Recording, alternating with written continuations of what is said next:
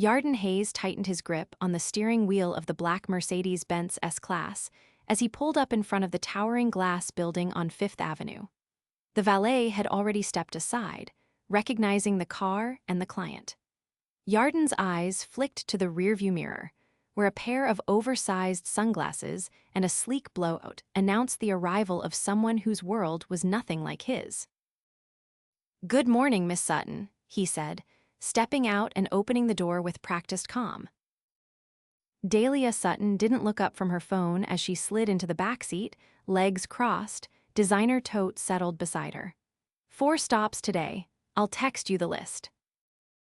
"I don't do texts while driving," Yarden said, voice steady but kind. "You can tell me now." That made her look up, just for a second. Her hazel eyes met his in the mirror. "Fine. Bergdorf's, then my father's office, then lunch at Le Jardin, and finally, back to the penthouse." "Got it," he replied, shifting the car into gear. The silence filled the cabin like thick velvet. Yarden focused on the road, on the rhythm of the city, on ignoring the fact that he hadn't slept more than 3 hours last night. Between his 6-year-old son Zayden's fever and the double shift at the garage, he was running on fumes. Chauffeuring for the Sutton family was supposed to be a side job, one that paid better than any honest man deserved for driving people who couldn't remember his name. But he remembered everything, especially how fast life could turn. "Bergdorf's," he announced 20 minutes later, pulling up to the curb. Dahlia barely glanced at him as she stepped out, disappearing into the revolving doors. He exhaled. The next 3 stops passed with the same cool, distant rhythm. She spoke only when necessary, always polite but never warm. Yarden didn't mind.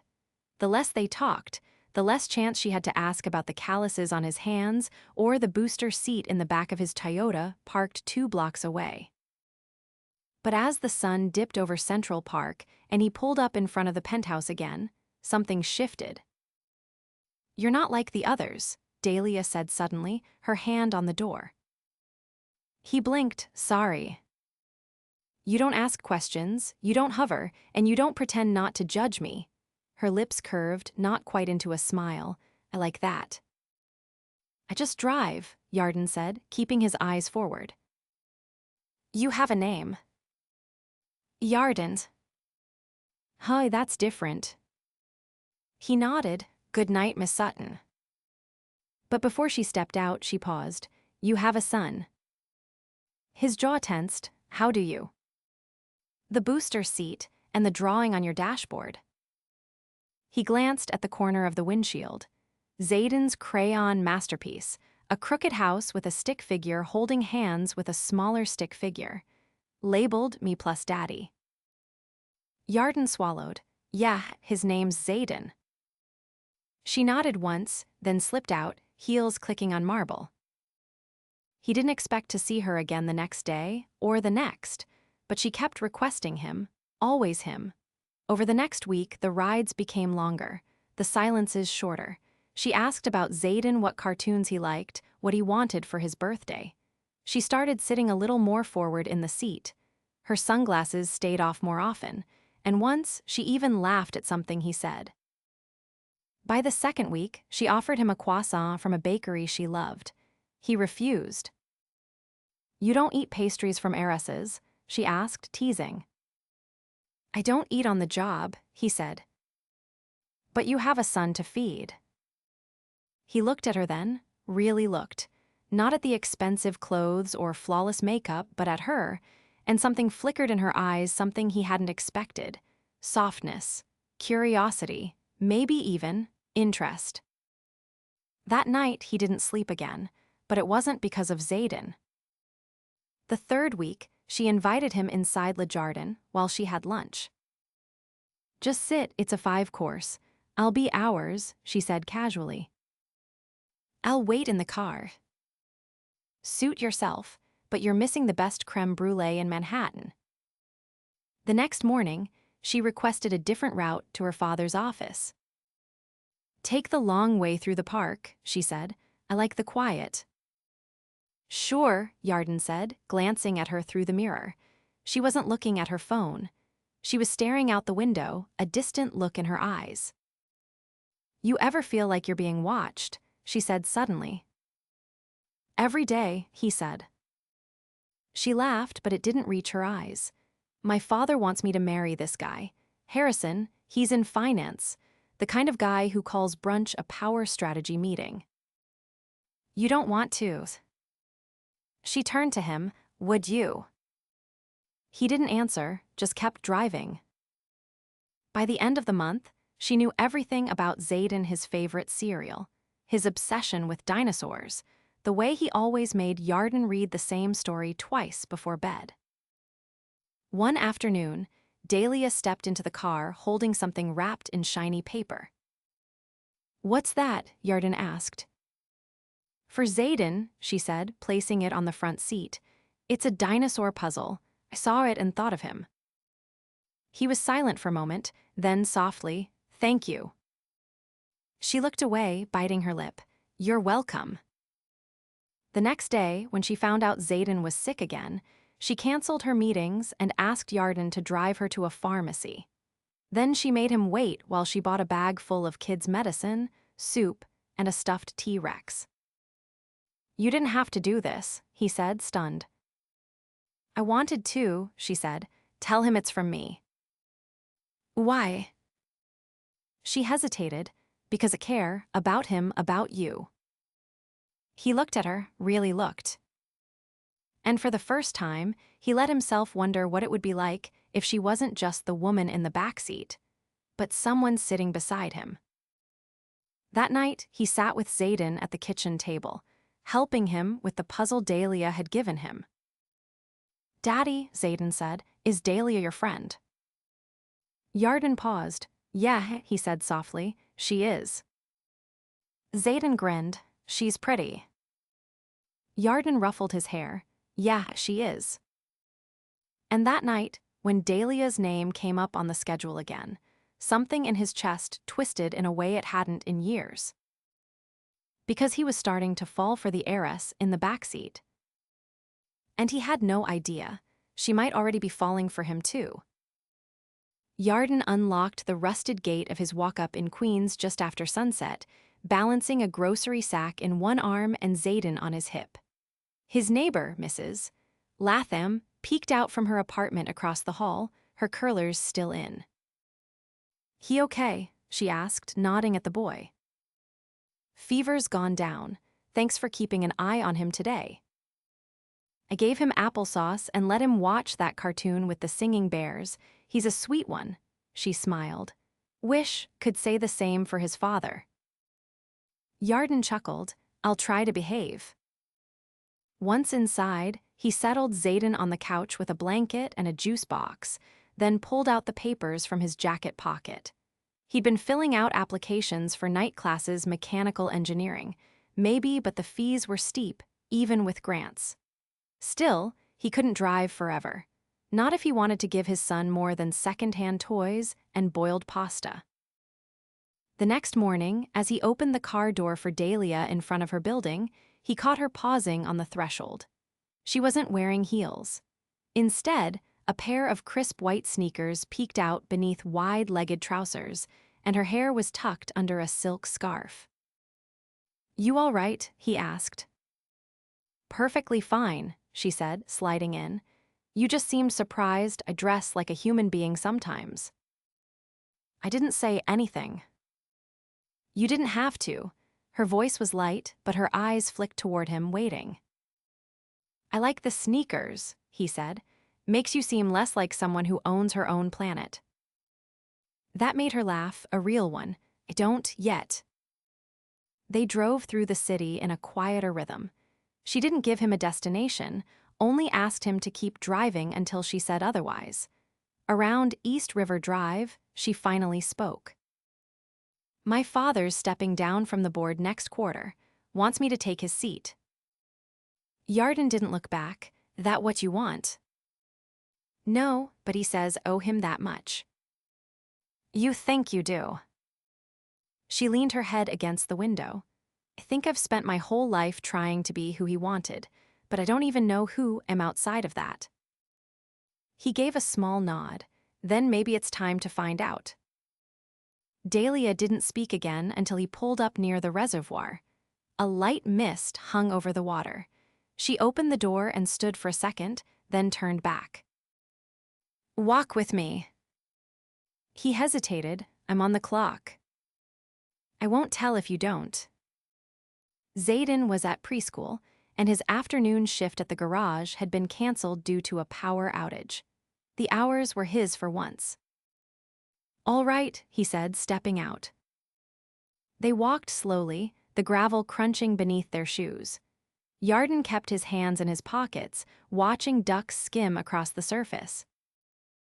"My mother used to bring me here," Dahlia said, "before she passed." He didn't ask how long ago. The way she said it told him enough. "She used to bring stale baguettes from the bakery on 82nd and pretend we were feeding the ducks gourmet croutons." He smiled. "Sounds like she made it fun." "She made everything fun, even the bad days. She'd sing in the kitchen, off-key, always barefoot." Dahlia's voice faltered. "After she died, the house got quiet. My father filled it with staff, but it never felt full again." They stood at the railing, watching the sun filter through the trees. "My mom left too," Yarden said. "Different kind of leaving. I was 9. She walked out one morning and never came back. My dad said she couldn't handle the weight of it all. We don't talk about her." Dahlia turned to him. "That must have been hard." He shrugged. "You learn to carry your own weight." They lapsed into silence, but this time it didn't feel empty. Back in the car, she tapped the leather armrest. "Would you ever want more," she asked suddenly, "than this?" "This."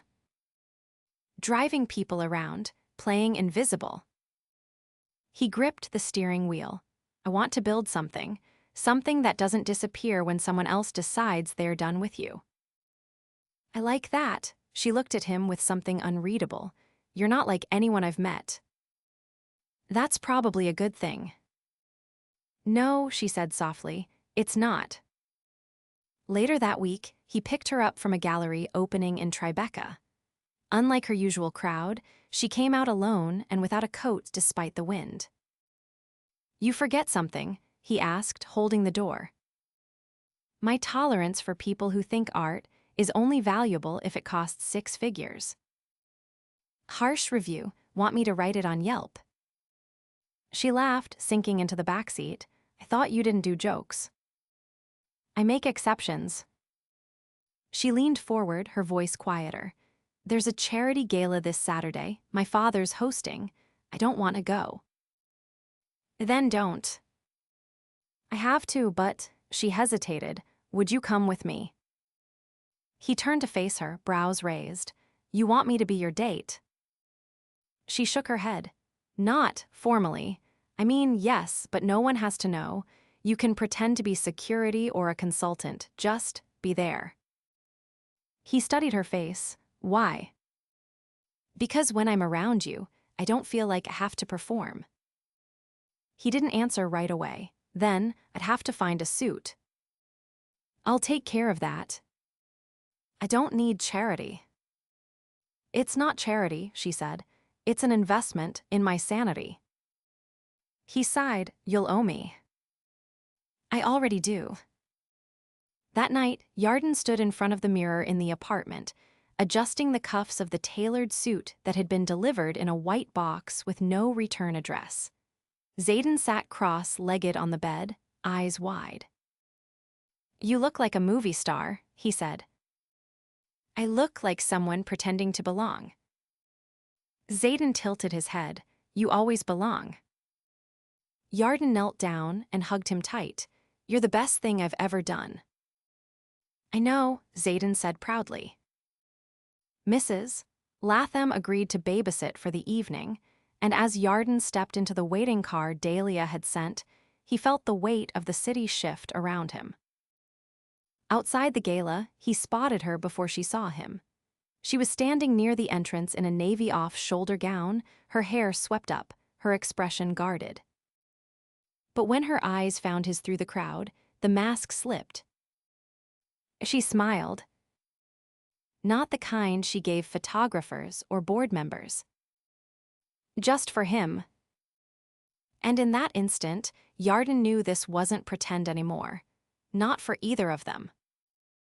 The ballroom shimmered with golden light, chandeliers dripping crystals overhead, while live violins played a sweeping melody beneath the buzz of tailored conversation. Waitstaff in white jackets moved like synchronized shadows, refilling champagne flutes and offering hors d'oeuvres on silver trays.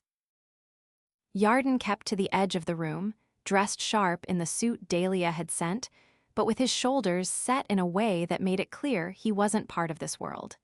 He scanned the faces, some vaguely familiar from headlines, others so polished they seemed carved from marble. But none of them mattered because the only person he saw was her. Dahlia stood at the foot of the grand staircase, speaking with an older man in a gray tuxedo. Her posture was relaxed, but her grip on her clutch told a different story. When she finally caught sight of Yarden, her expression shifted with a subtle relief that no one else would have noticed. "Excuse me," she murmured to the man beside her, before moving across the room like a current of calm, cutting through chaos. "You made it," she said once she was close enough to lower her voice. "You doubted me." "I don't know," she replied. "I thought you might decide it wasn't worth the trouble." He glanced around, still deciding. She grinned and, without asking, slipped her arm through his. "Come with me. I need a break from people who think eye contact is a negotiation tactic." They made their way toward a quieter corner near the terrace, passing clusters of socialites and executives who barely glanced at Yarden, assuming he was part of the staff. But Dahlia's grip on his arm didn't loosen. "I can't believe how many people here still think I'm going to marry Harrison," she said once they stepped outside into the cool night air. Yarden leaned on the stone balustrade, the city stretching out behind him. "Are you?" She tilted her head. "Would I have brought you here if I were?" "You said this wasn't a date." "I also said I'd never wear sneakers in public. We evolve." He looked at her, the city lights casting a soft glow across her skin. "Why'd you really want me here?" "Because I needed someone real tonight. Someone who doesn't care how many zeros are in my trust fund." "I care," he said, "but not the way they do." She hesitated. "Can I tell you something that'll probably make you think I'm a disaster?" "Go ahead, I've driven for worse." "My father's been planning this merger with a luxury holding group in Europe. It would triple our valuation, but the deal hinges on me being seen as stable and committed, hence the pressure to date someone like Harrison. He's not just a suitor, he's a walking PR strategy." "Sounds like love." "Don't be mean," she said, nudging him gently with her shoulder. "I didn't ask for this life. It just showed up one day and told me I had to play along." "Then stop playing." "And do what?" she asked, her voice softer now. "Run off and become a florist? Open a bakery?" "I don't know," he said. "But I think whatever you do, it should be something that makes you exhale instead of brace." She looked at him for a long moment, then shifted closer. "Can I ask you something?" "It depends." "Why haven't you asked me out?" He blinked. "Because I work for your family." "You don't answer to me." "I answer to my kid." She nodded, understanding blooming in her expression. "I'm not asking you to risk what you have, but I need you to know, you're the first person I've been myself with in years." He didn't speak, but she could see it in his eyes, that same helpless, magnetic pull she'd been feeling for weeks. "Dahlia," a voice called from behind them. She turned to see Harrison approaching, his champagne glass still full and his smile practiced. "There you are," he said, ignoring Yarden entirely. "Your father's looking for you. The board members from Geneva just arrived." Her spine straightened. "I'll be there in a minute." Harrison's eyes flicked briefly to Yarden, then back to her. "You all right?" "I'm fine."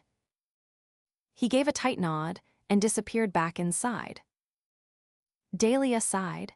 He's exactly who they want me to be with, which is why I can't breathe when he's around. Yarden watched her quietly. You need to go in. In a minute. He stepped back.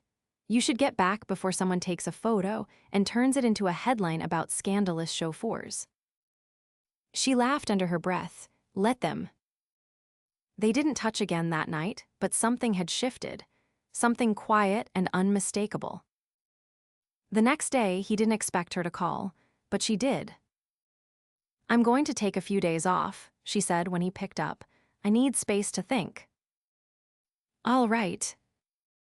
I was wondering, would you and Zayden want to come with me? Yarden blinked. Come where? There's a beach house my mom used to take me to. It's not far. I haven't been since she passed, but I think it's time. He hesitated. Dahlia. I'm not asking for anything complicated, she said. Just time, with you, with him, away from all this. He looked across the room, where Zayden was building something out of blocks, completely absorbed. Let me check with Mrs. Latham, he said. If she can hold down the fort, we'll come. 2 days later, they arrived at a quiet stretch of coastline, where the ocean met the sky in a smear of blue and gold. The house was modern but warm, with driftwood beams and big windows that let the light flood in.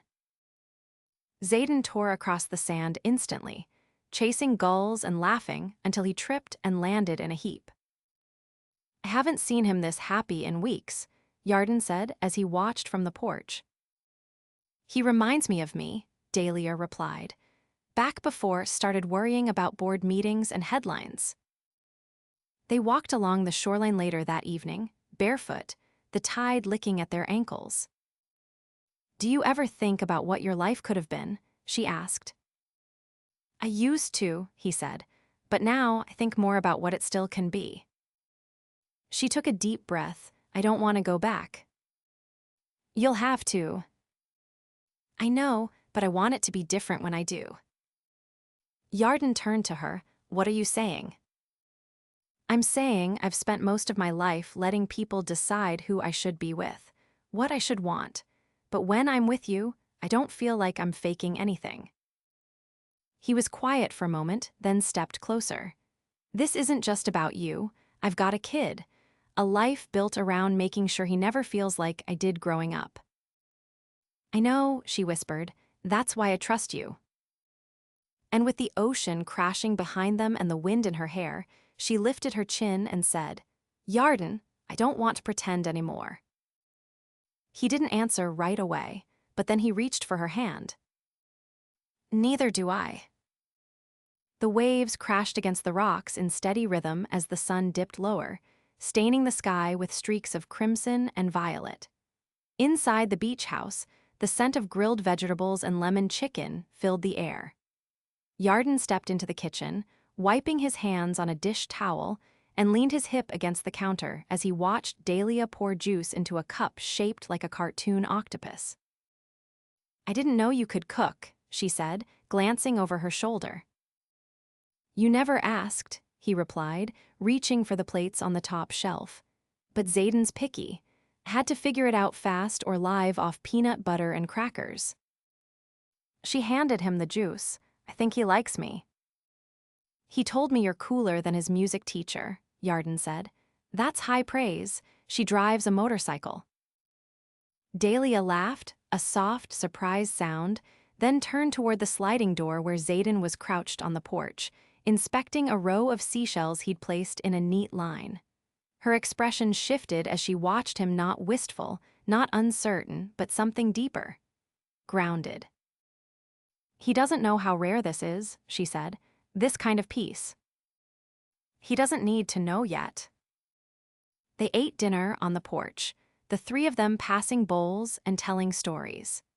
Zayden recounted a dream about a talking dolphin who wore glasses, and Dahlia listened like it was the most important thing she'd ever heard. Later, once Zayden was asleep in the guest room with a nightlight plugged into the wall and a stuffed dinosaur under one arm, Dahlia returned to the living room where Yarden stood by the open window, letting the breeze lift the curtain beside him. "You've been quiet," she said, stepping closer. "I've been thinking." "Dangerous." He gave a single chuckle. "You ever wonder what happens after the moment passes?" She leaned against the wall beside him. "You mean after the long weekend ends and real life comes crashing in?" "Exactly." "I don't want to go back to that version of real life, not the one I've been pretending to enjoy." "You'll have to face your father eventually." She tilted her head. "So will you." He gave her a look. "Don't think I didn't notice the unopened letter in your bag," she said. "The one with the garage logo on the envelope. You've been avoiding something." His jaw flexed. "They offered me a promotion, full-time foreman, more hours, better pay. And it means working nights, weekends, less time with Zayden, less time for anything else." Her eyes didn't leave his. "What would you do if you weren't waiting for the next bill to hit your mailbox?" "I'd open my own place, small shop, classic cars, teach Zayden how to rebuild a carburetor before he hits 10. She stepped closer. "Then do it."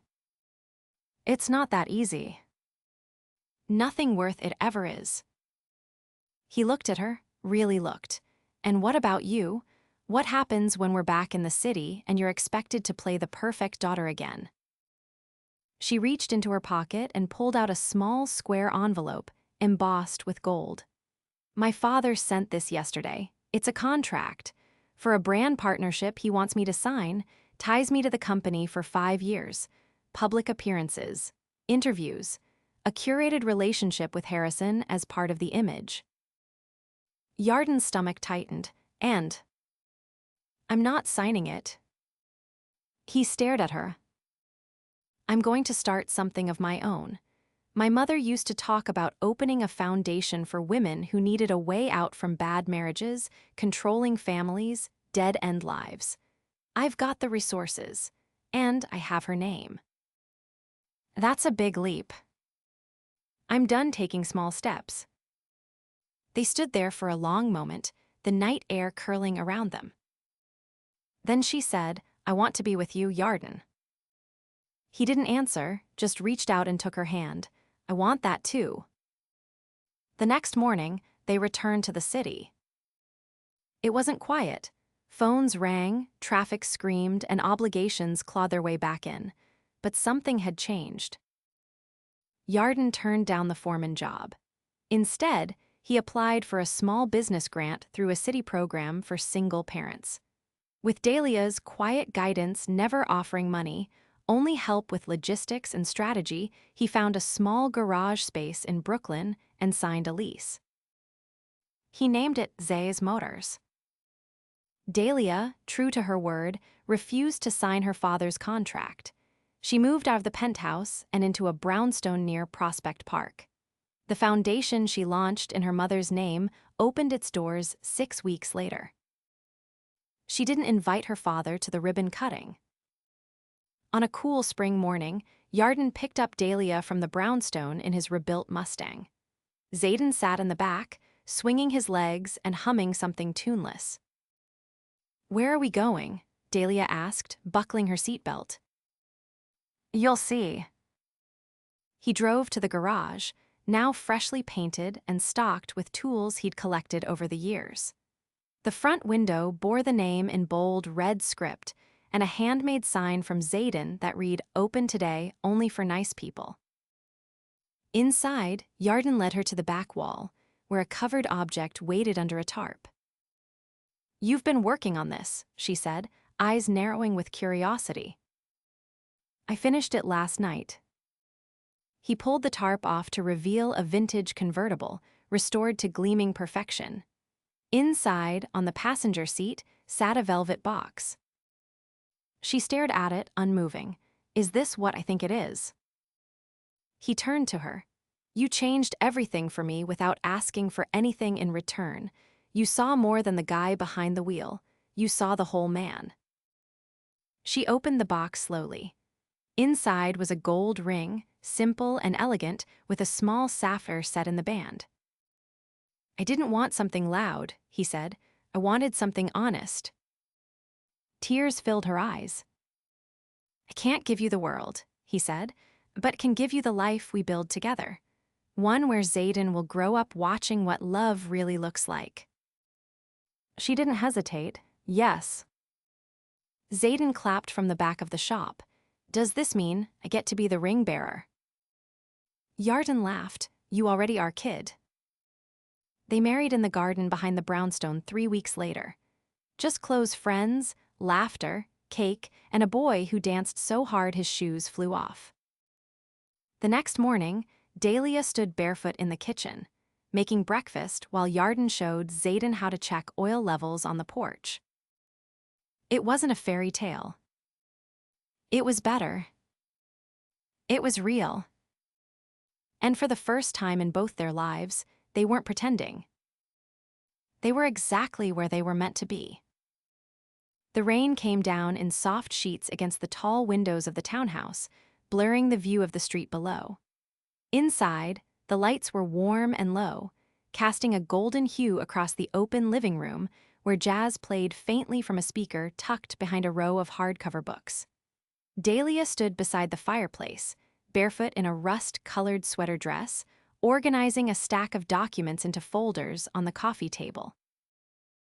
Yarden entered from the hallway, drying his hands on a kitchen towel. "Zayden's out cold," he said, dropping onto the sofa beside her. "Didn't even make it through the 3rd page of the story." "He was up early," she said, closing a folder. "He said he wanted to help you fix the squeaky thing at the garage." He did, and he managed to unscrew every bolt that wasn't supposed to move. She laughed quietly, then tilted her head toward the files. "These are the final grant approvals for the foundation's next quarter. We're launching 3 new programs." He leaned closer and scanned the top page.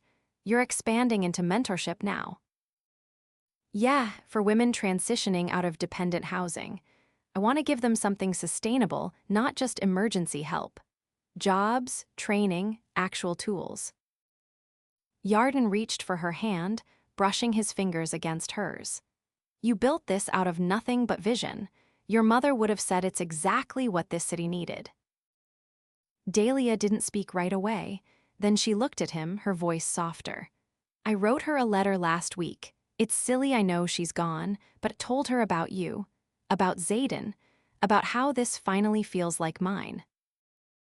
He rested his forehead against hers. "It is, all of it." The next morning, they visited the garage together. A small crowd had gathered outside, former clients, friends from the neighborhood, and a few local reporters. A banner hung over the garage door, "Zay's Motors, 1 year strong." Inside, balloons were tied to the tool cabinets, and someone had set up a table covered in coffee, pastries, and a chocolate cake shaped like a tire. Dahlia greeted guests with ease, her heels clicking across the concrete floor as she introduced herself to every face she didn't know. Yarden watched her light up when she spoke about the business, about how they rebuilt not only cars, but trust, especially in a city quick to forget people like him. Later, when the crowd thinned, Dahlia leaned against the hood of a freshly detailed vintage coupe, sipping coffee from a paper cup. "You've come a long way from chauffeuring uptown princesses," she said with a grin. He crossed his arms, standing beside her. "You weren't a princess. You were a storm pretending to be a statue." She arched an eyebrow. "That's poetic." "Maybe, but it's true." She turned her face toward the open garage doors, where the late morning sun streamed between buildings. "You know, my father tried to call again last week." "Did you answer?" She shook her head. "I don't need his permission anymore. I used to think owed him something. Now I know I don't. I have my own name now." "You've always had it," he said. "You just stopped letting him define it." She looked at him thoughtfully. "We should take a trip, just us." He blinked. "Where?" "Doesn't matter. somewhere quiet, somewhere Zayden can run barefoot and I can leave my phone off for more than a few hours. He nodded slowly. You pick the place, I'll pack the snacks. That evening, after closing up the garage, they returned home to find a small envelope on the mailbox. Inside was a hand-drawn invitation from Zayden. Dinner at Chez Zay, dress nice, no grown-up stuff. They found him in the kitchen, wearing an apron 2 sizes too big, with the table set using paper plates and plastic forks. A candle flickered between 2 juice boxes. I made toast and cheese sticks, he announced proudly, and there's apple slices. Dahlia crouched beside him. This is the best invitation I've ever received. Yarden gave a mock bow.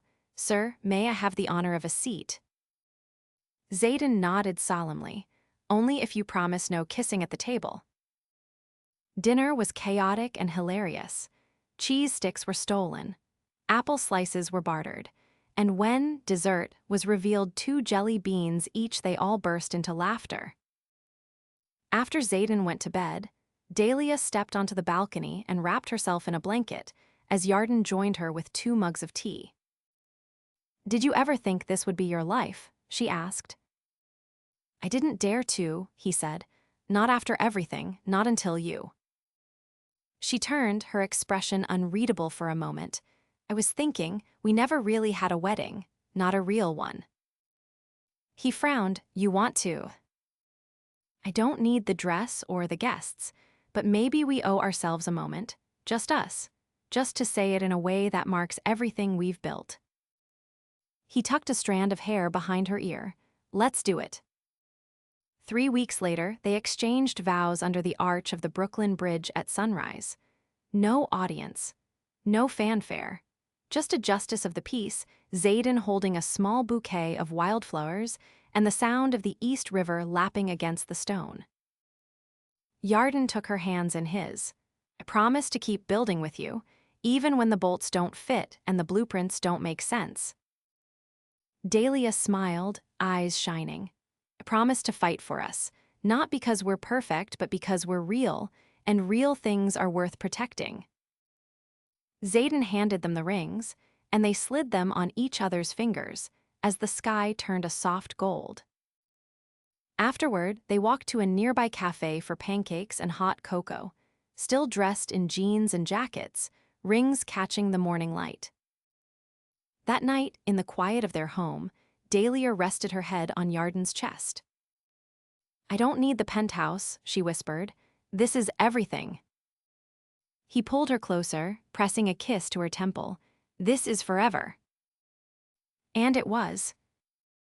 A home full of mismatched furniture, Sunday mornings spent fixing toy cars, a kitchen that always smelled like cinnamon and motor oil, and 2 people who had stopped pretending and started living. Together, always,